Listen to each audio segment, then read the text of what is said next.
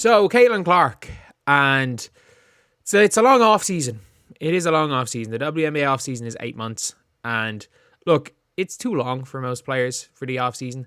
Like, you're going to see a lot of people looking to play some form of basketball, and it's a lonely time for 8 months working out by yourself. Like, I get it, Sabrina and Aja Wilson can do it, but I'm sorry, like, it is a lonely time. And obviously, Caitlin Clark is not going to Europe. Like, that's a given. It's already happened. She's not going to Europe, but Unrivalled is still a league that's an option, and lads, I'm leading 80-20. He's going to play Unrivalled. If anything, so that she can work out with her best friends for 2 months. Like, it's 3-on-3 basketball, full court 3-on-3. She can just run down and shoot 30-footers for 20 minutes a week in games.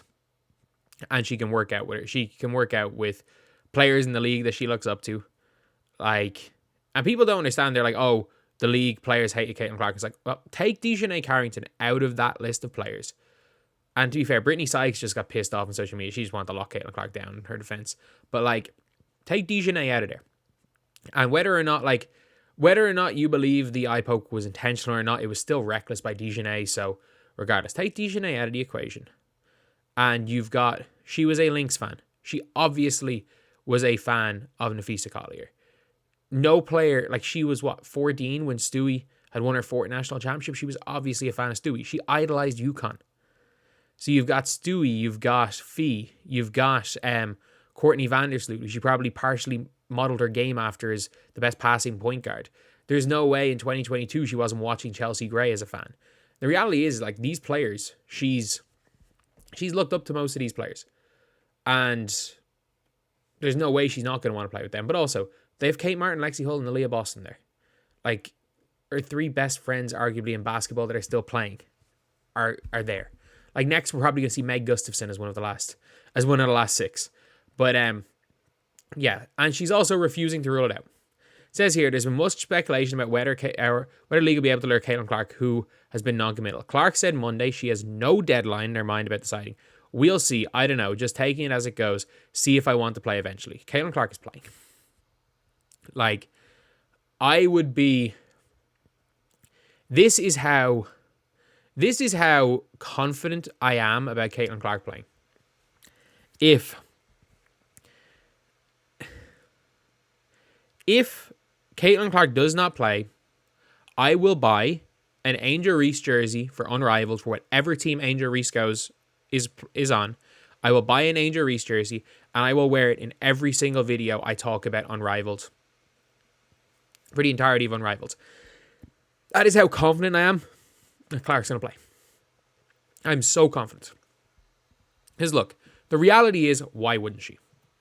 Why wouldn't she? She gets to hang out in Miami with her best friends, work out with some of the best players in the W, play a little bit of ball, not have the FOMO of not being involved in it, while getting paid $1 million at least. Probably $2 million. I would say $2 million is probably realistically what she's going to get paid. She's probably going to get paid $2 million to go to freaking Miami for 10 weeks and just work out. People are like, oh, she doesn't need the money. I'm sorry, she got screwed in that Nike deal. She's not going to need the money long term, but like, I'm sorry, $2 million is $2 million. Especially when, look, she's not on a $100 million a year contract. Like, that's just not the case. And also, the fact is, she's going to get more equity than anyone else in the league, and her being there is, she's going to earn money through that. And also, people don't understand when it comes to Unrivalled, is people are like, oh, players are going to take her out. We saw it in the WNBA. If a player if something even resembles, if there's even a question about whether somebody cheap shots Caitlin Clark, or realistically, or Angel Reese or Fee Collier for that matter in Unrivalled, they won't last the night. Like, all of these players, by the way, this league it's not subsidized by anything. This league may not exist in 4 years. The WNBA will always have the money from the NBA. Caitlin Clark's getting paid $70K. The WNBA is not going anywhere. Players might be celebrated for cheap shotting Caitlin Clark in the WNBA because players are on salary. They don't have equity in the league. If every single player's money was dependent on how many views the league got, most WNBA players would be doing everything they can to protect Caitlin Clark, even on other teams. But the reality is that at this point in time, most of the WNBA players aren't looking far enough forward to realize that is actually the case for them. They're just seeing, I'm making 65K this year like Dejanay did, and being like, I don't really care. I make 65K whether or not I try hit her in the head or not. I still don't believe she meant to eye gouge her, but I do fully believe Dejanay meant to hit her in the head. But yeah, that's the reality of the situation. And there are more of Caitlin Clark's close friends in the league than people that they call the ops. The reality is if Dejanay Carrington was not in the 30, I don't think anyone would question anything about her being in the league. And I think it is just people's hatred for Dejanay. But the reality is that I'm just saying, for people being like, she should focus on the WNBA. Why should she focus on the WNBA? What's the point of focusing on a league where she's going to make $70,000 instead of a league where she's going to make $2 million? That Nike contract's not going anywhere. Like, Nike have essentially scammed her. Like, if Nike want to cancel that $28 million deal if she gets injured and Unrivalled, cool. She could sign for Under Armour. They could make the freaking, not even Under Armour, she could sign for literally anyone. Literally anyone. They could make the Caitlin Clark 22 shoes, release them in the year of 2026, before Nike release her shoe, and they will have made the $28 million back in a year. She could get $20 million a year from another brand. Even injured, she could get $10 million a year. So like people are like, oh, she needs to worry about the brand deals. The only deal that's going to be predicated, that's going to be harmed if she's injured for a year is the Nike deal. And the Nike deal is the one she's already basically been scammed by. So there's no reason for her not to play. Like the only reason that she shouldn't play is to appease the people that just hate the WNBA. Simple as that. The people that hate these players, they want every single one of these players to be living in poverty that's not Caitlin Clark or that has said or done anything bad to Caitlin Clark. But the reality is even in the NBA, there were guys that want to hurt Michael Jordan. There were guys, we saw it. Isaiah Thomas didn't even make the dream team. Like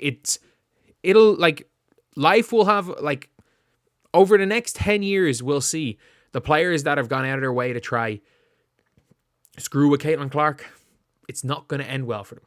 But the reality is that with the way women's basketball is going, Unrivaled is important because it gives the better Unrivaled does, the more leverage she gets in WNBA negotiations.